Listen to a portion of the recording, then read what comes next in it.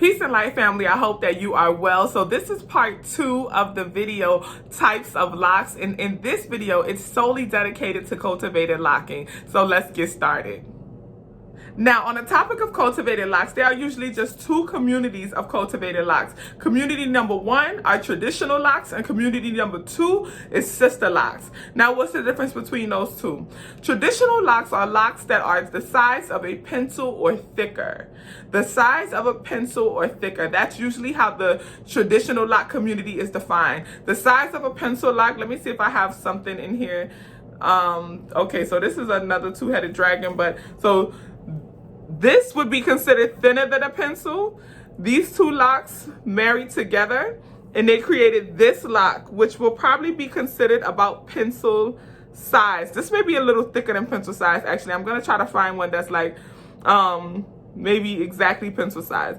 But traditional locs are about this size and a little bit or a lot thicker than this. So they can range from here and thicker. And then you have, sister locs, which sister locs are micro locs. Baby pencil size, maybe pencil size. I'll insert some pictures as well so you'll be able to see some pencil size locs for real, for real.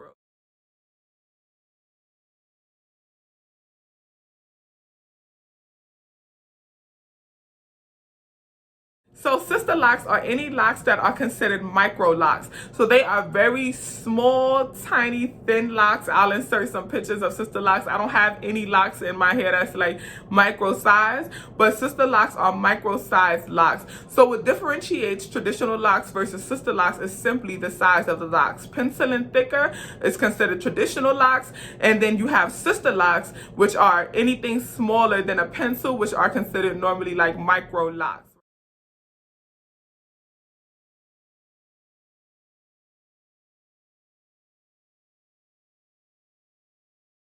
Right. Now, the thing that those 2 communities have in common, traditional locs and sister locs, is that they both cultivate their hair. What do I mean when I say cultivate their hair? Cultivating your locs just means you simply do something to them to get them to lock, in order to manipulate them to lock. Now, what is that something? This is when we get into methods of locking. Now, when I talk about methods of locking, I am not talking about how to start locs. That'll be a whole separate video. I'm speaking on methods to get your hair to lock once you already have them. So this is methods of basically retwisting your hair. When you cultivate your locs, you usually choose one of these methods, and most people who have cultivated locs stay consistent with these methods throughout their entire loc journey. So what are the 3 methods? Method number 1, you have twisting your locs. When you twist your locs, it's simply, a lot of people do this just like when they're playing in their hair or whatever, but this is an actual method of cultivating your locs. Twisting your locs is when you do that finger coil thing, where you use your fingers and you twist your loc in one direction. You twist your loc in one direction. Some people just use a finger to do it, and they coil their loc and they let it go and they get it to twist that way. Now, most people, when they're using this method, they'll use some form of product. It may be some form of gel, some form of wax, but they put that at the root of their hair and then they twist it like this, or they'll twist it like that in one direction in order to get it all to compact together. And then they may put a clip or a pin on it to hold it.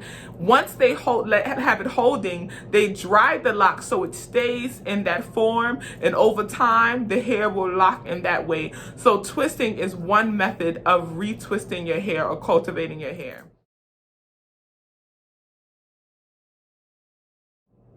The second method of cultivating your hair is to interlock.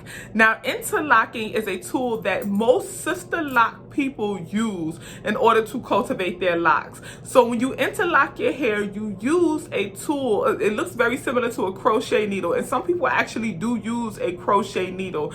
But there's a tool you use, which I'll insert a picture of the tool. But you put your loc in that tool, and then you take the end of the loc and you put it through the root and pull it out. So you'll split the root, almost kind of how I did this one. I'll do it again here.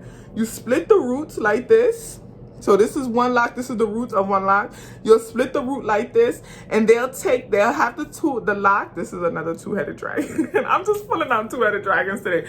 But if this was just one lock, right? They would take the end of the lock and they would put it in the tool, and then they would use the tool to put the lock in between and pull it out. And they would do that in a counterclockwise motion over and over again.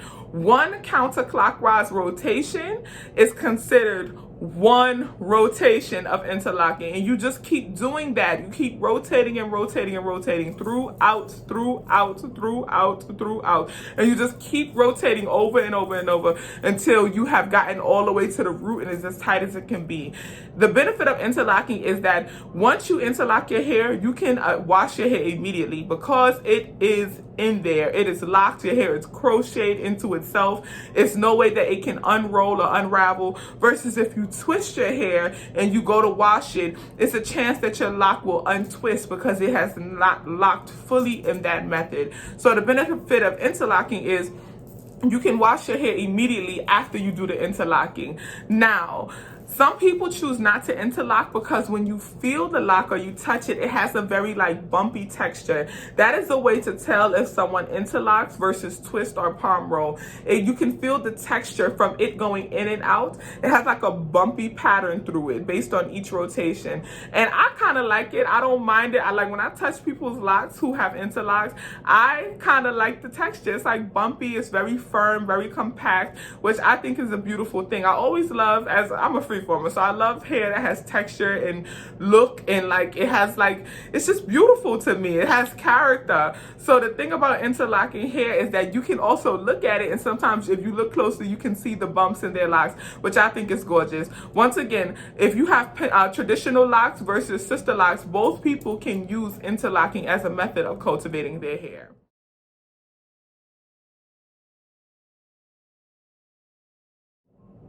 Now, the third method that is commonly used to lock hair is to palm roll the hair. When people palm roll, they simply take their palm, they put a lock in between their two palms, and they roll it by quickly moving their palm together in one quick, swift direction. They normally just do this 2 times, 1, 2, and they do it really fast and really tight. And they do that so that the lock can twist at the root. And the friction of the palm moving down against the other causes the hair to quickly twist from root to end. And when they do that, after they do that, they put a clip on it, very similar to twisting. They put a clip on it and they hold it, and then they dry the lock so that it can hold in that way. Now, the thing with twisting and palm rolling is you don't wash your hair for a while after you get it done, so that it gives the hair some time to lock in that position. With palm rolling, they also normally they prep their hair before they do the roll. They'll prep the root with a little wax or a little gel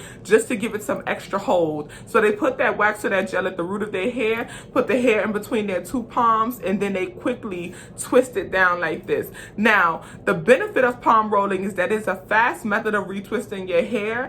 If you have the patience to not wash your hair, it can lock pretty quickly. And then the thing is, when you do it that way, it stretches the roots of the lock so that the locks appear to grow really quickly, and they appear longer than someone with freeform locks whose roots are constantly compacted. It's not stretched in that twisted method or that palm rolled method. It is more, freeform locks are more compact, so the hair is compacted down versus being stretched and twisted. So their locks would look longer. Someone who has been growing their locks from bald to 5.5 years like me, if I had been cultivating my locks using twisting or palm rolling, they would look longer than this. But because I freeform and my hair is more compact, they don't look as long as they would if I was using one of those methods.